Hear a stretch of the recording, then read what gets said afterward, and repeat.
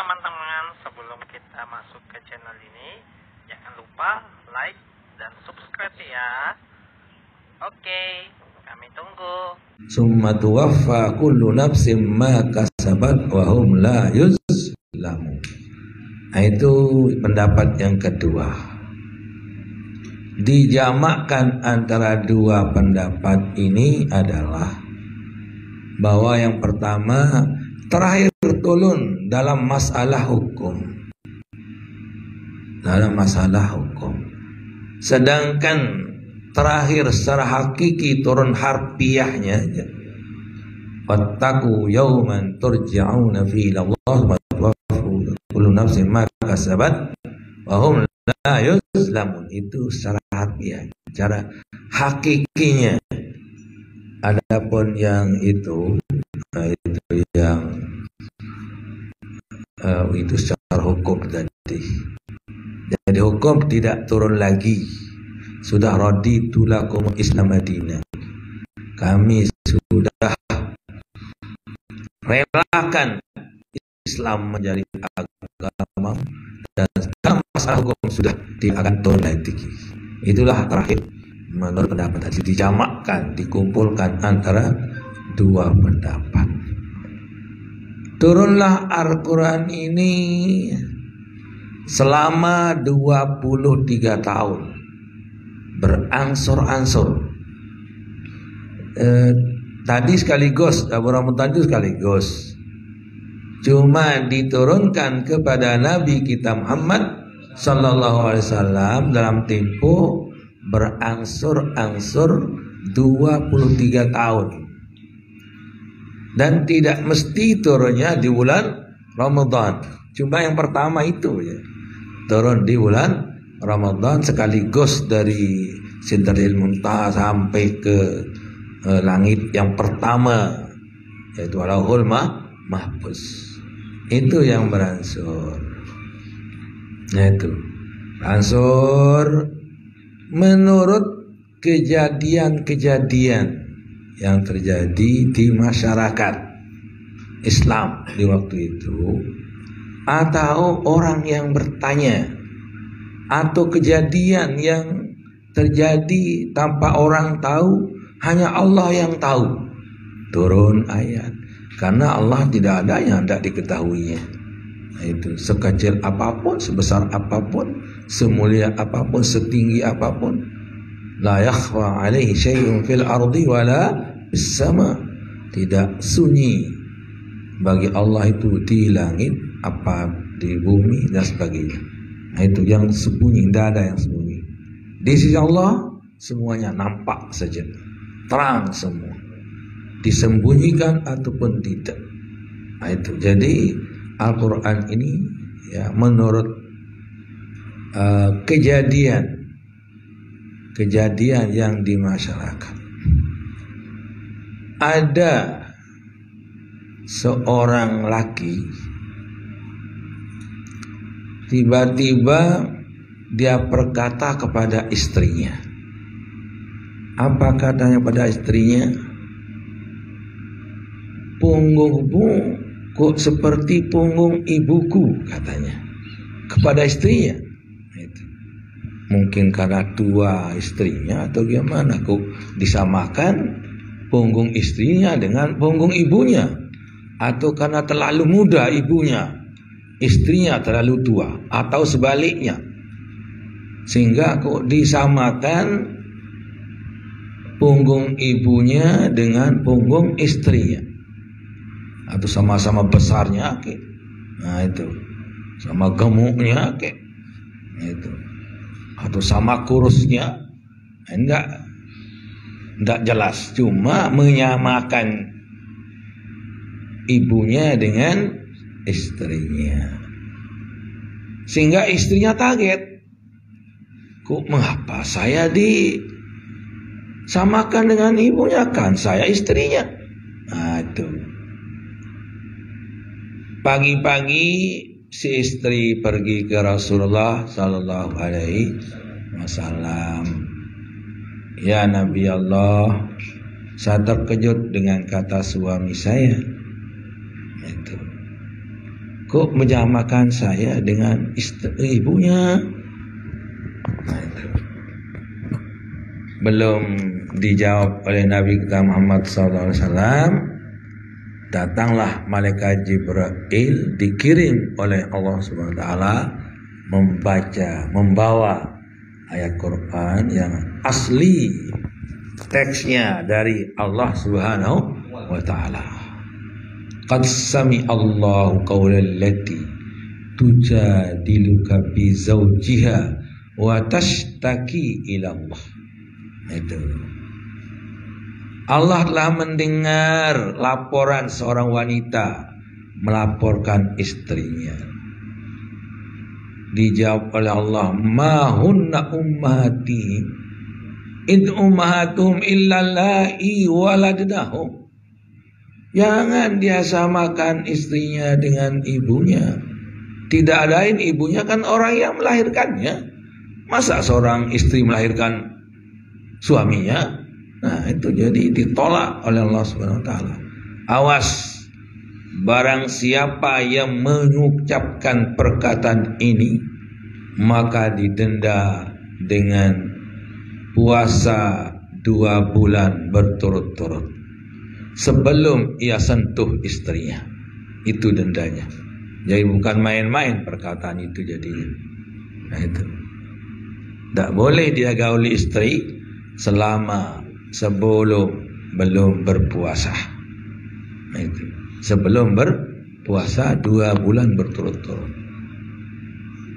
Kalaupun tidak mampu, nah tapi tidak mampu ini tidak dibuat-buat. Kalau dia masih energetik, masih kuat, masih segala-galanya, tidak boleh buat kuat. Dibuat mengatakan tidak mampu.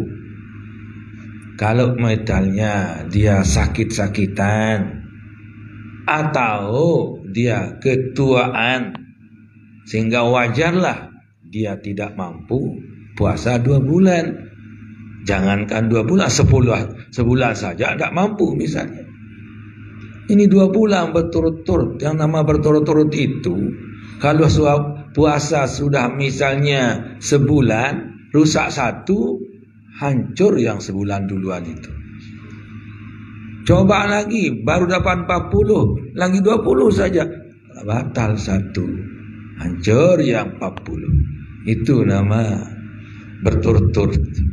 Jadi berat itu. Nah, dan demikian kalau betul dia dengan alasan tadi karena sakit-sakitan atau karena sudah lemah ketuaan, maka barulah boleh diganti dengan memberi makan 60 orang miskin.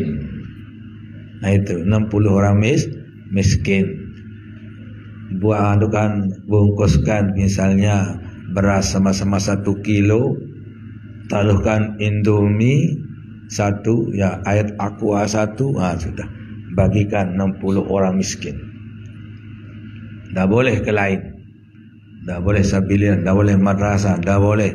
Nah, yang harus kepada orang miskin.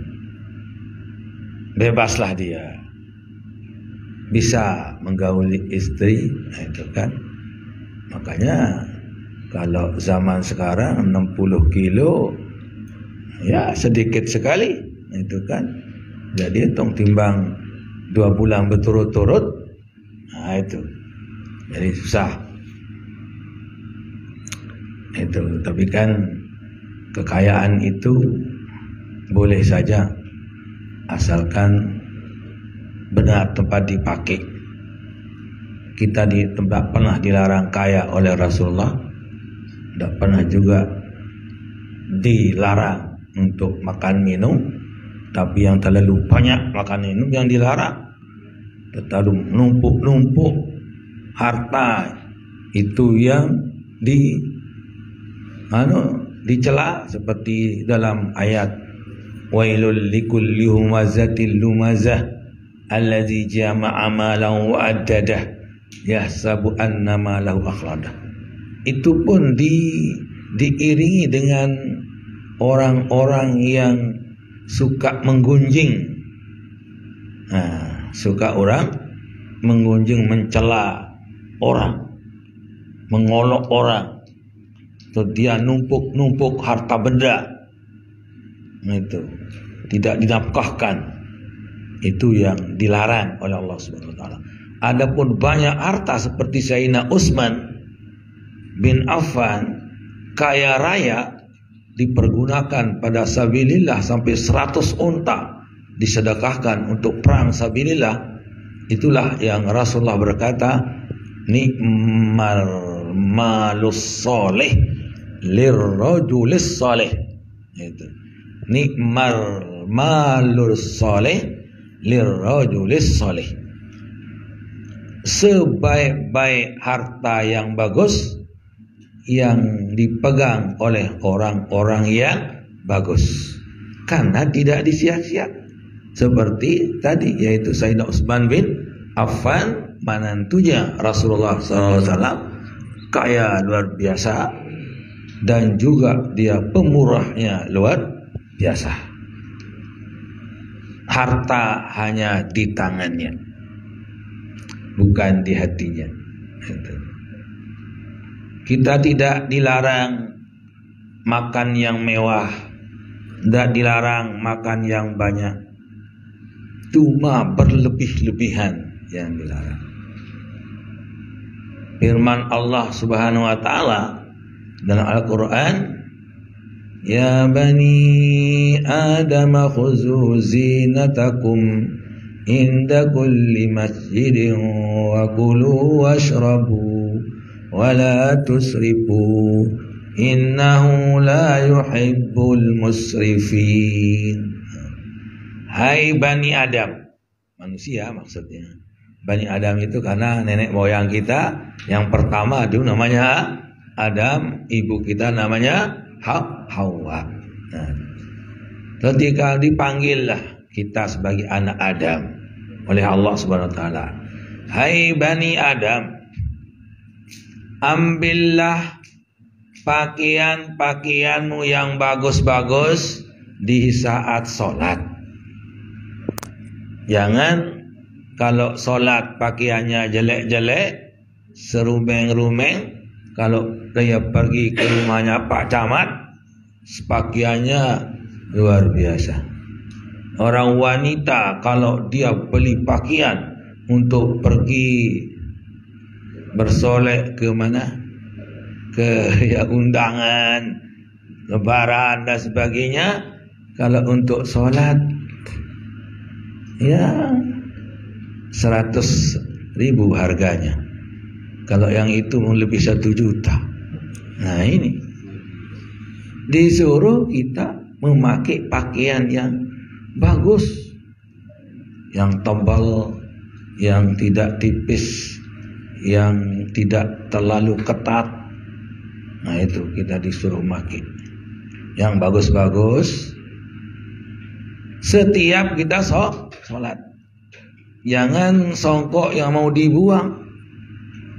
Ada teman yang mau buang songkok, mau kemana songkok itu? Ini mau saya buang, mari sini nih, saya pakai untuk sholat. Nah, songkok yang sudah mau dibuang, mau dipakai untuk sholat, berhadapan dengan Allah yang luar biasa, Allah yang maha mulia, maha indah. Kok seperti itu? Itulah karena dulu mungkin di zaman Nabi kita Muhammad SAW banyak terjadi, diingatkan oleh Allah Subhanahu wa taala. Ya bani Adam khuzu zinatakum inda kulli masjidin. Ambillah pakaian-pakaianmu yang bagus-bagus untuk kau sholat. Nah itu. Malahan kalau hari Jumat, malahan khususkan saja. Tiap Jumat dipakai nanti, misalnya pakai yang putih-putih, kain putih, baju putih.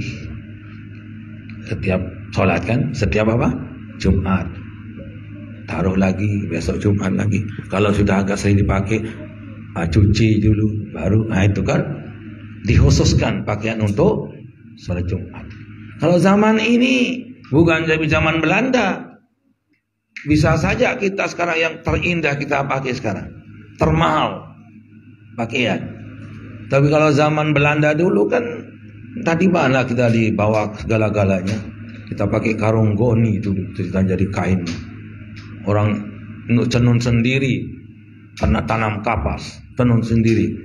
Rumahnya terus tebal dia. Di sana kedinginan, ada binatang yang menggigit karena garuk sebabnya. Itu ada di kalau di kepala itu kutu hitam, tapi kalau di pakaian itu putih dia. Kalau kami bahasa samanya ketume namanya. Yang di kepala kutu, di sini ketume. Di pakaian tepatnya. Karena tebal-tebal pakaiannya tidak terbuat. Dan sekarang tidak ada itu, tidak pernah lihat karena pakaian sekarang bagus-bagus. Jadi tidak sempat hidup di sana. Nah itulah. Kita sekarang alhamdulillah pakaian segala sudah bebas, kita tidak dibawa, kita punya hasil oleh orang dulu. Kalau dulu Indonesia ini negara agrari, ya artinya menanam padi tapi kelaparan. Kemana berasnya coba? Itu di keluar negeri saja oleh penjajah dulu itu. Makanya saya dengar nyanyian di waktu kecil itu. Waktu kecil ini saya ingat nyanyian itu. Sawah, gunung, ladang, lautan, simpanan kekayaan, tapi kini ibu pertiwi merintih dan berduka. Itu katanya. Padahal simpanan kekayaan, ladang, lautan, simpanan kekayaan. Kok bisa ibu pertiwi, artinya penduduk kita asli kelaparan? Kemana dibawa itu? Jangan sampai terjadi zaman PKI itu. Kami merasakan tahun 1965 Jenderal Prabat dibunuh dulu oleh PKI. Terus beras kita ditumpuk-tumpuk di mana? Tidak ada beras di pasar, coba. Tidak ada yang dibeli. Yang kita beli dulu hanya kulitnya itu, dadaknya yang kita diberi makan. Itu yang dijual di pasar. Kemana berasnya? Kita nanam, tapi dibeli semuanya pada tahun 1965. Kami dapati, masih kecil saya, masih SD, tahun 65. Orang banyak mati kelaparan. Nah itulah karena tidak bisa diatur dulu. Allah. Jangan sampai terjadi seperti itu. Mudah-mudahan jangan sampai mereka ini berulah menumpuk-numpuk makanan, tidak ada dijual di toko, tidak ada dijual di pasar, entah di mana di stop. Itu kemarin sudah dicoba-coba. Apa yang di stop dulu? Apa rasanya kemarin pernah di stop? Tidak ingat? Baru-baru ini minyak goreng. Coba bayangkan, Indonesia menghasilkan sawit sekian, kok bisa minyak goreng tidak ada? Salah diatur. Di mana tempat disimpan? Inilah. Nah itu kita khawatir seperti itu. Jangan sampai beras kita nanti disimpan gimana, kemudian tidak ada dijual di toko, hilang beras dari pasar terus. Kemana dia? Angin mungkin terbang ke langit. Allah. Itu kan. Inilah kita dibuat terkadang. Maka hati-hatilah. Nah itu. Kita sama-sama berdoa kepada Allah Subhanahu wa taala jangan sampai seperti itu lagi. Nah, jadi sekarang tidak sulit kita akan membeli pakaian seperti tadi itu. Kalau dulu zaman waktu itu ya boleh-boleh saja itu, terkadang jelek-jelek pakaian kita. Sekarang sudah bisa dibeli semua. Alhamdulillah. Jangan terpakai khuzu zinakum inda kulli masjidin. Wa kulu washrabu. Makanlah dan minum silakan. Tidak ada kita dilarang makan minum oleh Allah Subhanahu wa taala. Kita dibuatkan beras, buat makanan, buat ikan, buat itu, buat ini, untuk dimakan halalan thayyibah. Untuk diikan halal. Kulu mimma fil ardi halalan thayyibah. Makanlah yang ada di bumi ini secara halal. kecuali yang sudah diharamkan oleh Allah Subhanahu wa taala, tentunya ada di Quran. Hurrimat alaikum maitatu waddamu walamul khinzir wal munqatiyatu wan mutadadiyatu wan natihatu wa ma akala sawilana ma zakaitum wa ma zubila nusubi antas tasbil azlam zalikum fiskun. Nah, ini yang sudah diharamkan ini. Darah, bangkai, babi, khamar, yang binatang yang saling tanduk, binatang yang didorong, binatang yang dicekik. Nah, itu binatang yang tidak boleh dimakan, dan yang dipotong, disembelih untuk patung-patung itu. Kalau ada orang menyembelih untuk patung, tidak boleh dimakan. Ayam taruh di sajiannya, tidak boleh kita curi kemudian kita makan, jangan. Nah, itu jadi zubi ala nusubi. Itulah yang diharamkan. Selain itu halal. Kalau tidak seperti dalam Quran. Nah, bagaimana? Kopong, gonggong, keong. Yang kita makan tadi apa namanya? Gonggong. Makan, kan tidak disebut Quran. Tidak ada seperti Quran itu. Harus kita boleh makan. Yuk, kan tidak disebutkan, tidak diharamkan. Berarti silakan makan. Itu. Yang lain-lain. Nah, tadi di laut ini banyak sekali. Makan saja kalau Anda berbahaya. Itu kata hilun maitatuhu wa tahurun ma'u. Airnya suci, bisa dimandi, bisa pakai apa saja air laut itu. Wa hilun maitatuhu. Boleh dimakan bangkainya asal tidak berbahaya. Apa saja di laut boleh makan, kecuali yang berbahaya atau dia sudah busuk, sudah rusak jadi penyakit kalau kita makan. Boleh saja. Itu. Lain binatang darat. Dan darat dia pilih. Kalau yang sudah dihalalkan sudah jelas. Itu seperti kambing, sapi, unta, dan itik segala-galanya. Ada yang diharamkan, yang buruan. Kalau yang peliharaan kan anjing dan babi sudah haram. Nah, yang diburu, macam yang tidak boleh dimakan adalah yang punya gigi yang kuat, taring yang kuat. Ini, yang punya ada punya taring tapi tidak kuat, tidak masalah. Tapi yang kuat ini seperti harimau, nah, itu, seperti itu orang hutan, kan ada giginya itu. Nah, itu jadi gigi dua taring. Itu yang tidak boleh dimakan. Apapun dia, itu kan. Kemudian yang burung yang mempunyai paruh yang bisa merobek. Biasanya itu begitu paruhnya. Kalau yang begitu enggak, lurus. Itu tajam tapi lurus. Enggak bisa merobek itu. Tapi yang begini, itu ada bengkok di bawah dia. Bengkok di atas ya. Nah, kakak tua, itu elang itu bisa robek itu.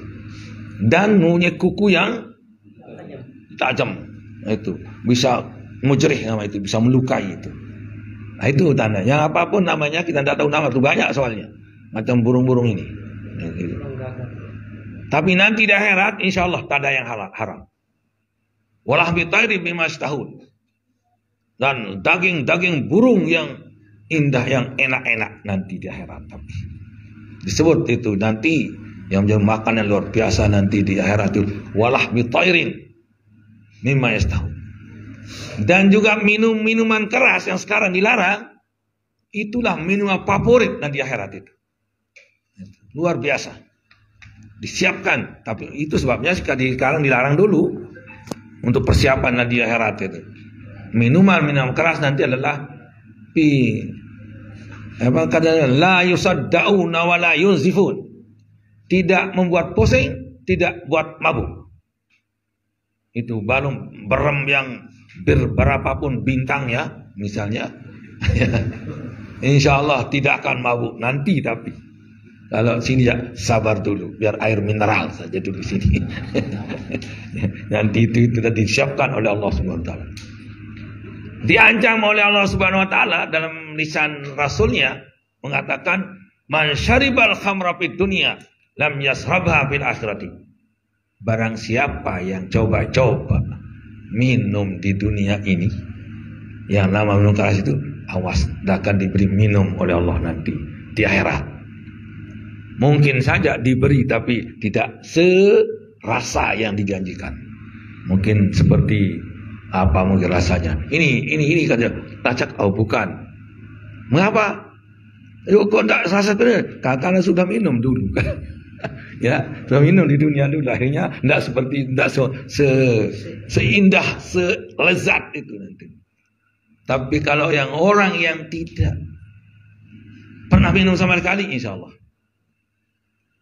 Buktinya kita ikutkan di dunia ya, bisa dirasanya di ruh Allah.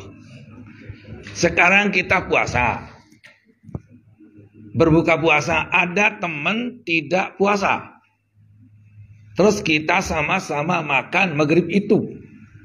Sama makanannya, sama waktunya, sama yang dimakan. Apakah beda? Apakah sama rasa kita makan berdua ini? Yang satu puasa syarti tidak, jauh panggang dari api. Itu. Ini makan biasa, kita makan luar biasa. Jangankan akan enak, air mineral pun enaknya luar biasa, nikmatnya, apalagi yang memang nikmat.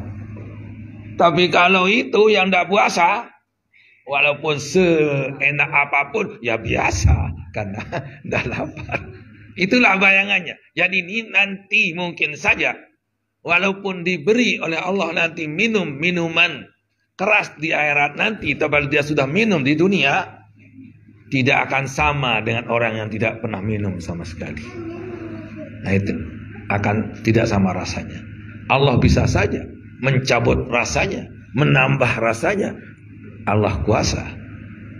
Satu kali misalnya apel, sekarang ini apel, satu kali kita makan lain rasanya.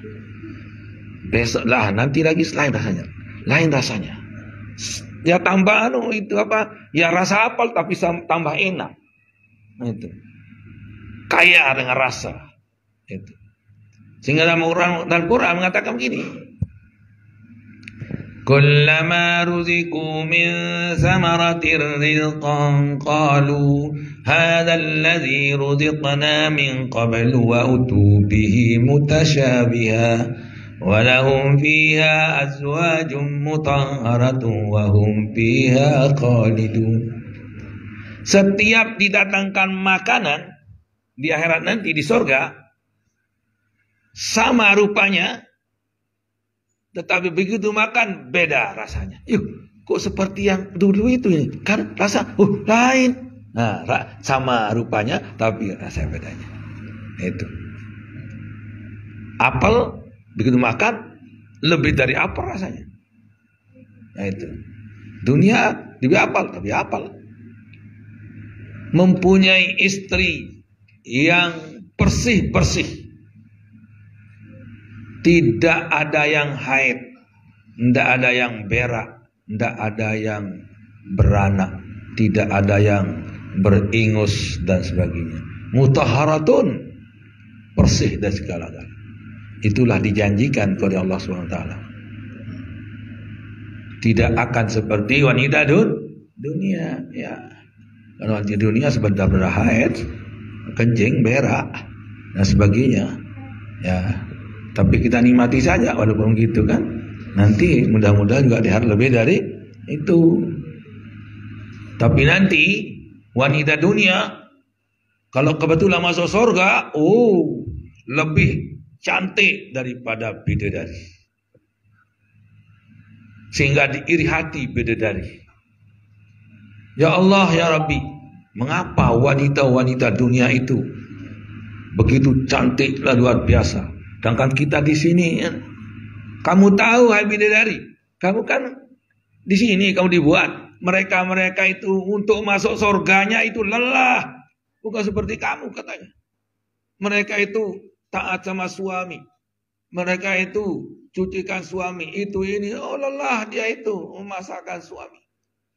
Kamu tidak ada itu Dani. Oh begitu ya. Makanya kita punya wanita dunia nanti surga itu beberapa orang saja. Tapi yang tambahannya nanti itu bidadari itu tambahannya. Nah, itu. Kalau kita dalam Quran itu luar biasa itu. Dalam Quran heran kita. Ada surat Yasin apa katanya? Inna ashabal jannati hum fi syughulin fakihun. Coba baca tafsir. Ahli-ahli surga itu nanti akan repot-repot dengan kerepotan yang tapi menyenangkan. Repot tapi menyenangkan. Syughulin fakihun. Pada kerepotan yang menyenangkan. Apa kira-kira repot yang menyenangkan? Tiba-tiba di tafsirnya ai fiftidadil awkari, menembus selaput darah. Tetap istrinya itu walaupun dipakai tetap gadis terus, tidak seperti di dunia. Kalau di dunia kita sebentar gadis istri kita, berapa jam gadis istrinya dibuat? Paling-paling 1 jam gadis, nanti sudah hilang gadisnya. Itu. Kalau haid pertama, kalau kita jumpai haid baru lama dia gadis karena dipakai.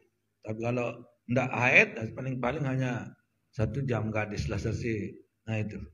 Tapi nanti di akhirat istri kita akan terus gadis. Inna ashabal jannati hum fi syughulin fakihun, menembus labut darah. Nah itu. Dalam surat itu surat Yasin. Surat Al-Waqiah mengatakan faja'alnahunna atraba faja'alnahunna abkaran uruban atraba.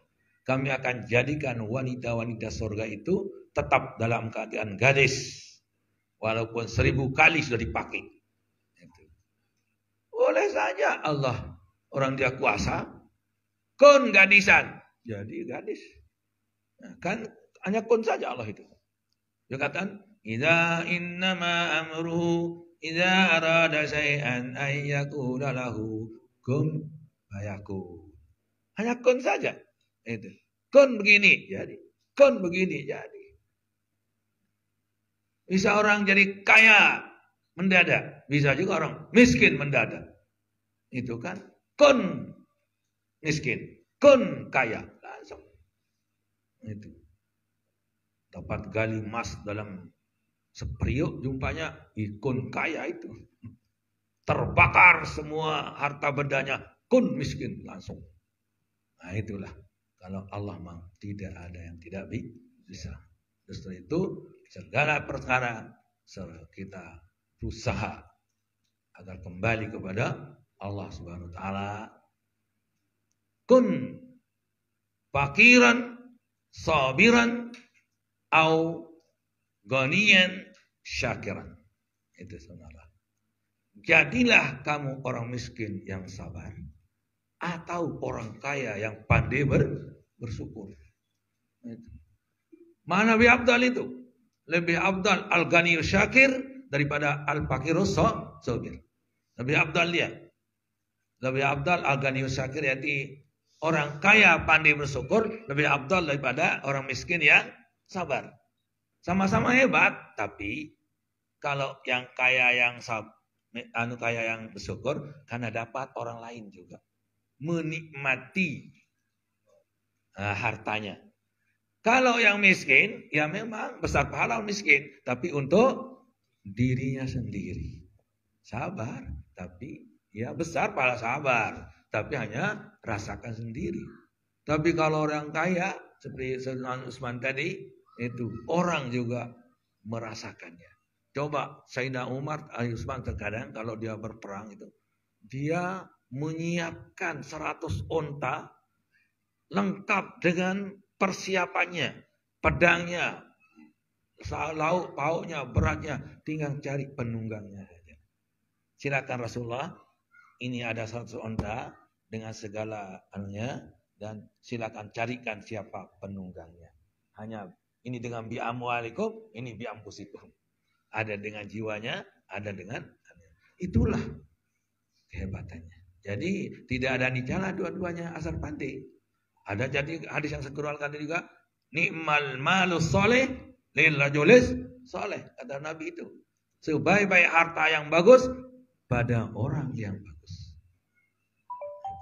Sehingga kekayaannya tidak merupakan sia-sia. Nah, jadi kita miskin terkadang ya kita bersabar. Tentu kita ingin juga kaya kan, tapi semua itulah pilihan Allah SWT untuk kita. Tapi kalau semua orang kaya, susah juga orang kaya. Kalau semua orang miskin, susah juga orang miskin. Itu kan. Jadi dibuatlah oleh Allah SWT, ada yang miskin, ada kaya, ada tinggi, ada rendah, ada itu dan ini, sehingga dunia ini berjalan sebaik-baiknya. Nah, jadi itulah di antara isi-isi Al-Quran yang berangsur-angsur diturunkan oleh Allah SWT, ayat demi ayat. Ada sesuainya, ada satu waktu seorang berdoa. Ada yang besar suaranya berdoa, ada yang kecil suaranya. Hanya bingung satu orang ini, nanya sama Rasulullah Sallallahu Alaihi Wasallam, ya Rasulullah, aqaribur Rabbuna panunajiyahu ambaidun panunadiyahu. Ya Rasulullah, apakah dekat Tuhan agar kita bisik-bisik caranya mohon, ataukah dia jauh agar kita agak panggil? Dan memang itu secara akal, ya secara akal. Orang jauh kan kita panggil. Kalau orang dekat kita bisik. Kalau yang di dekat kita panggil, marah dia. Yang jauh kita bisik, enggak dengar. Itu. Misalnya dulu kata, Muhammad. Yuk, saya budak kok besar sekali suaranya. Kan saya dekat. Oh, Muhammad. Nah gitu kan. Ada jauh sekarang. Muhammad. Dia bilang, Muhammad. Kenapa enggak jawab? Ini panggil kemarin. Yuk, sudah apa? Sudah manggil? Sudah. Besar suaranya? Enggak, kecil suara saya. Gimana manggil saya? Kecil kan. Jadi tentunya sesuainya yang jauh kita panggil, yang dekat kita bisik. Itulah sekarang orang ini nanya sama Nabi. Kalau dekat Allah ya kita bisik. Kecil-kecil ya Allah, ya Rabbi. Innahu alimun bizatis sudur. Dia tahu apa isi hati. Terus yang dekat kalau dia jauh kita panggil. Belum dijawab oleh Rasulullah Sallallahu Alaihi Wasallam, datanglah malaikat Jibril membawa wahyu, dari Allah Subhanahu Wa Taala menjawab pertanyaan tadi. Wa idza salaka ibadi anni fa inni qarib ujibu da'watad da'i idza da'an falyastajibu li wal yu'minu bi la'allahum yarshudun. Nah itu. Apabila hambaku bertanya kepadamu, hai Muhammad, tentang aku, dekatkah aku jauh? Aku dekat. Mendengar perkataan siapa minta sama saya. Mau besar suara atau mau kecil, saya mendengarnya. Wa sirru qaulakum aw jharu bih innahu alimun bizatis sudur. Mau besar kayak suaramu, mau kecil kayak suaramu, saya mendengar semuanya. Saya tahu apa isi hatimu. Itulah firman Allah SWT. Jadi kita mau besar juga, tidak apa-apa untuk menghilangkan ngantuk. Kecil-kecil suara untuk lebih khusyuk. Terkadang orang kalau khusyuk, ngantuk dia. Kalau besar suara, enggak kan? Ya Allah, ya Rabbi.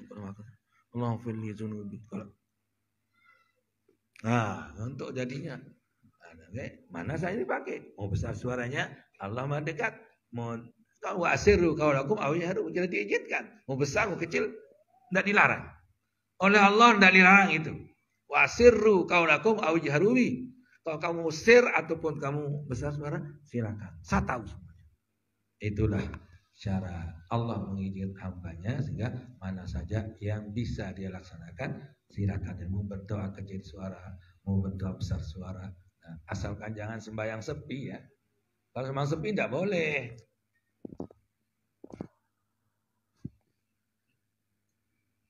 Atau bergerak mulut tapi tidak suara.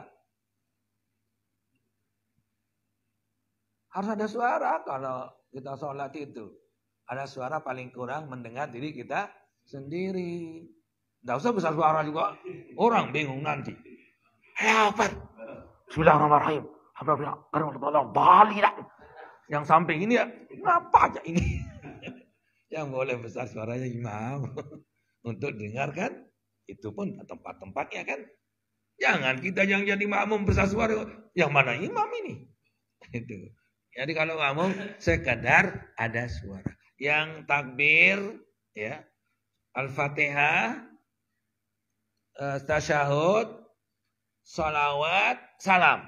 Tidak boleh diam ini. Kalau subhanallahil a'la itu ya tidak masalah karena sunat kan. Tapi rukun yang ini tidak boleh. Allahu Akbar. Allah Akbar. Nah, tidak bisa. Bismillahirrahmanirrahim. Paling kurang ini dan dengar sendiri.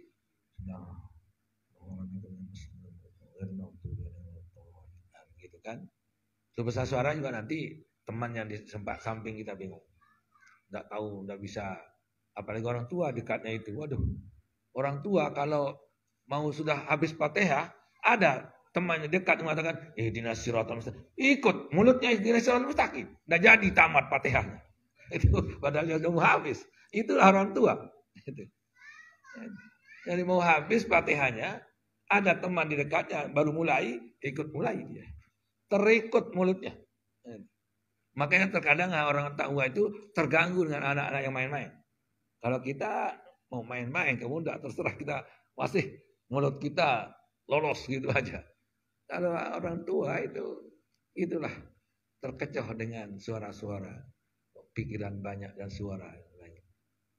Nah ini, nah itulah diantara ayat-ayat yang turun yang disebabkan oleh apa yang manusia yang terjadi, ya. Sehingga dulu di zaman awal Islam tidak boleh menggauli istri di waktu malam, ya. Di waktu malam tidak boleh menggauli istri. Puasa siang malam. Tapi Sayyidina Umar tidak tahan. Untung tidak tahan Sayyidina Umar. Itu kan. Tidak tahan. Akhirnya tidak mau. Siang malam tidak puasa ini katanya. Akhirnya terjadilah malam itu. Tahu diri salah, besok pergi ke Nabi. Salah saya ya Rasulullah. Kenapa? Itu tidak tahan saya puasa siang malam. Akhirnya saya gaul istri mana? Kamu jalanin saja. Belum dijawab Nabi, datanglah Jibril. Uhilla lakum lailatas siyami rafasu ila nisaikum hunna libasun lakum wa antum libasun lahun. Dihalalkan bagimu untuk menggauli istrimu di malam hari bulan puasa. Tapi hati siang jangan. Tidak diizinkan siang jangan. Siapa yang mengerjakan istrinya di waktu siang didenda 2 bulan turut-turut seperti tadi itu. Sama itu. Didenda. Dia enggak berat itu. Ya. Yang betul-betul. Makanya hati-hati. Nanti saja di waktu malam ya. Kalau utama waktu malam itu syukurlah. Sayyidina Umar itu apa? Nyala. Itu tidak ada gunanya itu. Kalau tidak turun, aduh, susah. Puasa sebulan, siapa mau sabar terus. Nah itu kan. Nah itu, mudah-mudahan saja kita bisa menjalankan tugas kita sebagai hamba Allah terhadap Khalik kita, pencipta kita, yaitu rajin beribadah kepada Allah Subhanahu wa taala. Segala itulah yang dapat kami sampaikan. Mudah-mudahan ada manfaat untuk semua. Amin ya rabbal alamin. Wallahu muwaffiq wal hadi ila siratal mustaqim. Wassalamualaikum warahmatullahi wabarakatuh. Bismillahirrahmanirrahim. Alhamdulillahirabbil alamin. Doa roh. Oh, doa. wabarakatuh.